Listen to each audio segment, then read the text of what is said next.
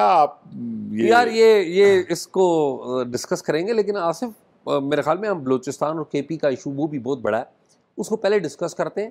اور میں تو یہ کہوں گا کہ آغاز ذرا آپ بتائیں وہ جو آپ نے بڑی خبر دی ہے یار کہ آرمی چیف اور آئی ایس آئی چیف، جو نئے آئی ایس آئی چیف ہیں عاصم ملک، وہ بریفنگ دینے جا رہے ہیں ساری سیاسی جماعتوں کو. تو یہ کیا اطلاع کیا ہے؟ پوری کہانی بتائیں نا. جی اس میں بتایا تو یہی گیا ہے کہ پوری ٹیم ہوگی، کیونکہ D G I S I تو ابھی آئے ہیں تو ظاہر ہے نیچے کسی نے کوئی بریفنگ تیار کی ہوئی ہوگی، اور شاید ایم او کے لوگوں نے بھی اس بریفنگ میں شاید کوئی حصہ ڈالا ہوگا ڈیفینیٹلی.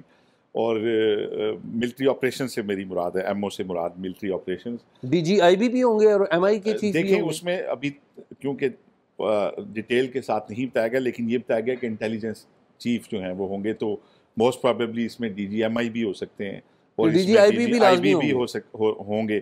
تو بہرحال یہ کیونکہ آرمی چیف جب آ رہے ہیں تو ظاہر ہے ان کی ہیرارکی کے نیچے جو بھی ریلیونٹ بندے ہوں گے ڈیفینیٹلی ان کو وہ لے کے آئیں گے، اور وہاں پہ پارلیمان میں بریف کیا جائے گا جو کے پی کی صورتحال ہے اور بلوچستان کی صورتحال ہے.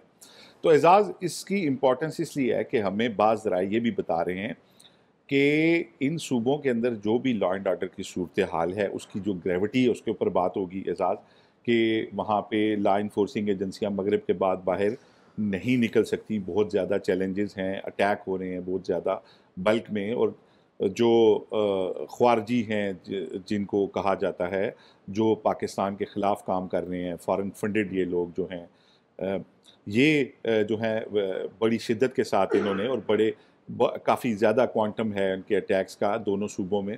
اور پھر یہ کہ کے پی کے اندر آپ کو پتہ ہے کہ بعض اضلاع کے اندر جو یہ خارجی ہیں انہوں نے اپنے دفاتر بھی قائم کر لیے ہوئے ہیں، اور وہاں پہ بھتہ سسٹم بھی چل رہا ہے، اور وہاں پہ جو لا اینڈ آرڈر کی صورتحال ہے اس بڑے سنگین چیلنجز درپیش ہیں. پھر سرحد پار سے جو صورتحال ہوتی ہے، اٹیکس آتے ہیں، ڈیفینیٹلی ان کے اوپر بھی بات ہوگی. تو جو اہم بات جو مجھے بتائی گئی تھی وہ یہ تھی کہ آئینی قانونی آپشنز کے اوپر بھی غور کیا جائے گا. اچھا ہاں، اور آئینی قانونی آپشنز آپ کو پتہ ہے صوبے کے اندر ایمرجنسی لگ سکتی ہے، صوبے میں گورنر راج ہو سکتا ہے. ایمرجنسی تو کیونکہ نہیں ظاہر ہے صوبے کی اسمبلی سے ایک ریزولوشن چاہیے ہوتی ہے 18ویں آئینی ترمیم کے بعد صوبے میں ایمرجنسی لگانے کے لیے، تو وہ تو شاید نہ ہو، لیکن گورنر راج کا بہرحال ایک آپشن ہوتا ہے اور وہ ایکسرسائز ہو سکتا ہے. نہیں یہ بھی تو ہو سکتا ہے کہ بلوچستان میں آپ ایمرجنسی لگا دیں، بلوچستان کی گورنمنٹ پاس کر دے، ادھر آپ گورنر راج لگا دیں. لیکن یہ ساری باتیں تو ابھی قبل از وقت ہیں. کوئکلی میں دونوں صوبوں کے بارے میں جو میری انڈرسٹینڈنگ ہے جی پلیز. آصف، جو خیبر پختونخوا ہے اس میں 7 ڈویژنز ہیں، 32 اضلاع ہیں.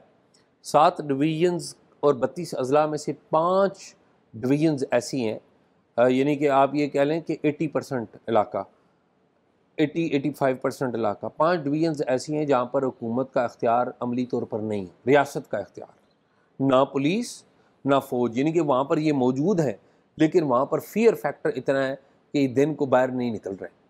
امن عامہ کی صورتحال بہت خراب ہے. ڈی آئی خان میں آپ کو پتہ ہے اوپن جو عسکریت پسند ہے وہ پھر رہے ہیں. اب آ جائیں بلوچستان کے اوپر، یعنی میں بتا رہا ہوں کہ گریوٹی کیا ہے.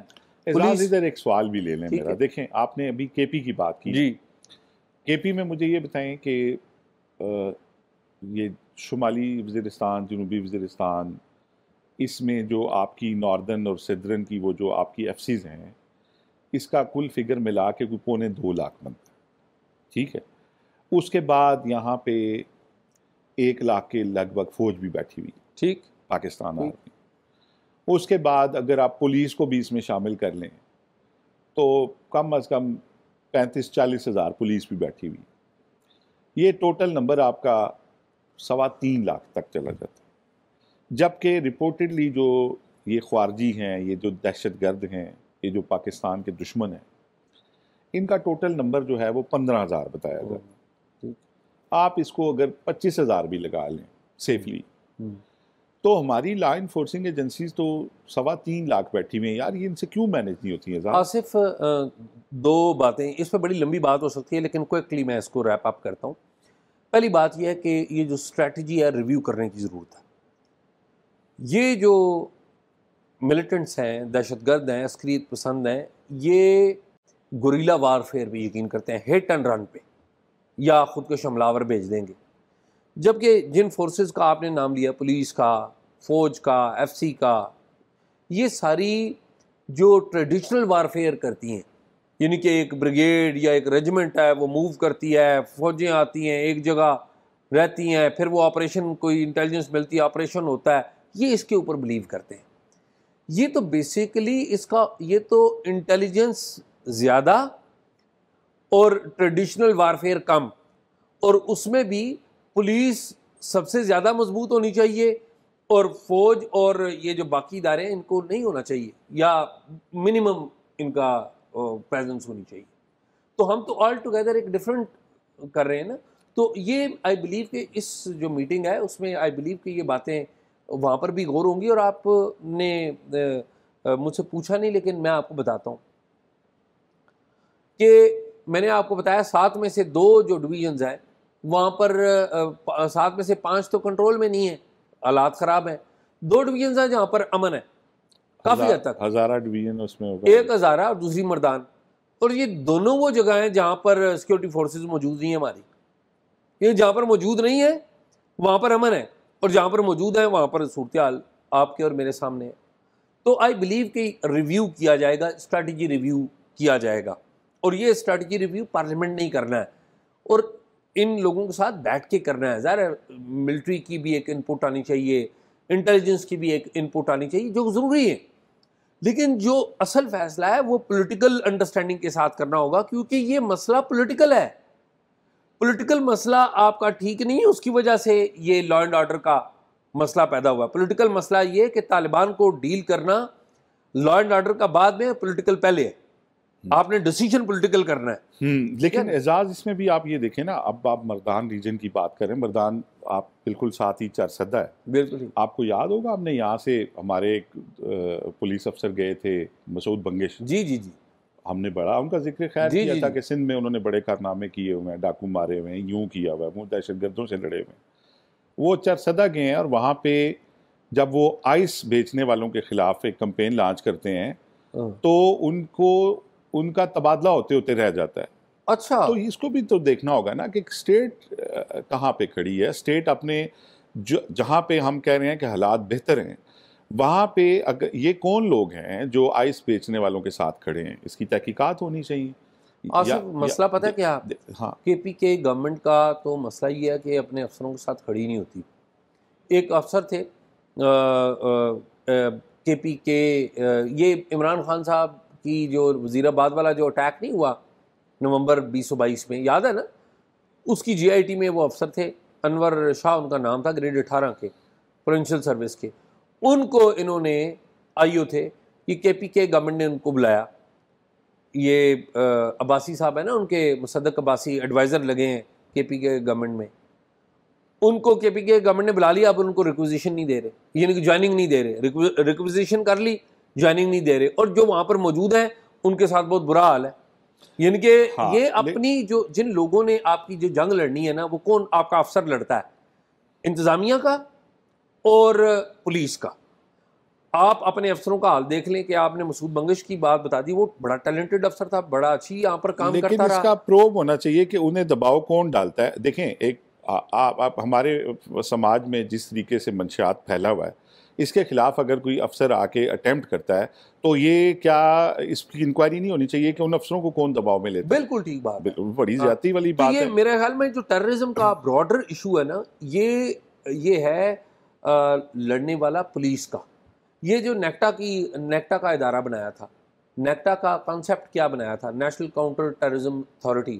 یہ طارق پرویز صاحب تھے، فارمر پولیس آئی جی، گریڈ 22 میں ریٹائر ہوئے، ڈی جی ایف آئی اے رہے. نیکٹا کے فاؤنڈنگ ہیڈ وہ تھے. انہوں نے جب نیکٹا کا پیپر لکھا تھا نا، کانسیپٹ پیپر لکھا تھا، ڈی جی ایف آئی اے تھے، تو اس کو پہلے میں نے رپورٹ کیا تھا ڈیلی ٹائمز میں ایٹ دیٹ ٹائم. تو یہ نیکٹا کا کانسیپٹ یہ تھا کہ جو ٹیررزم کی ہینڈلنگ کی جا رہی ہے وہ ملٹری ہینڈلنگ ہے، ٹھیک ہے؟ جبکہ اب ہمارا دشمن ہمارے میسز کے اندر ہے. تو اب آپ کی ٹریننگ تو دشمن سے لڑنے کی ہے، ملٹری کی ٹریننگ ظاہر ہے دشمن سے لڑنے کی، آرٹلری کا فائر جاتا ہے. انہوں نے یہ بنایا تھا کہ اس کو سویلین جو ہے نا ایک رنگ دیا جائے، سویلین اس کو ہیڈ کرے، اور اس میں ملٹری کا بھی انپٹ ہو, ISI کا بھی ہو, MI کا بھی, IB کا بھی, ساری انٹیلیجنس بیسڈ آپریشنز ہوں, باقی سیکورٹی فورسز کا بھی ہو, رینجرز کا بھی, FC کا بھی, سب اہم ہے, ملٹری کا بھی. لیکن اس کو جو فیصلہ کرے وہ پولیس کرے, پولیس والا ہی اس کا ہیڈ عام طور پہ ہوتا ہے. لیکن آپ کو پتا ہے اس کو بھی ٹوتھلیس بنا دیا گیا ہے. ابھی رائے طاہر تھے, ان کو بھی ہٹا دیا گیا, اب تو میرے حال میں کوئی ہے بھی نہیں اس کا. بلوچستان میں بھی یہی صورتحال ہے. بلوچستان میں عملی طور پر علیحدگی کی ایک تحریک چل رہی ہے, اور پھر وہاں پر بارڈر میں KPK کی طرح وہاں پر افغانستان بھی ہے اور ایران بھی ہے, اور وہاں پر جو عسکریت پسند گروپ ہیں وہ بھی ہیں. تو وہاں پر بھی یہی مسئلہ ہے, سچویشن وہاں پہ ٹھیک نہیں آئے, روز آپ کو پتہ ہے مسائل ہے. تو آئی ہوپ کہ یہ میٹنگ اس میں ان ساری چیزوں پر غور کیا جائے گا. I trust. میرا یہی بلیو ہے کہ یہ نہیں ہے کہ گریوٹی بتا کے کوئی فیصلے لے لیے جائیں آئینی آپشنز کے. میرا تو یہ خیال ہے کہ ہمیں اپنی پالیسی بھی ریویو کرنی چاہیے. آئینی آپشنز بہرحال موجود ہیں, لیکن ابھی تک ہمیں سویلین حکومتوں نے تو کسی معاملے سے نہیں روکا نا ابھی تک آپریشن کی چیزوں کو. تو میرا خیال ہے اس میں یہ جو اس دن مولانا فضل الرحمان کی تقریر تھی پارلیمان کے اندر, وہ یہی تھا کہ اس کو سیاسی انداز سے بھی حل کیا جائے ان معاملات کو, اور ان کے خلاف جو ہے جہاں پہ ہمارا دشمن ہمیں, کیونکہ ظاہر ہے اس کے پیچھے غیر ملکی طاقتیں بھی ہوں گی, ان کو بھی ہم ہٹ کریں, انٹیلیجنس بیسڈ آپریشن بھی کریں, اور سیاسی طور پہ انگیج بھی کریں لوگوں کو جو ہمارے سے ناراض ہیں جو.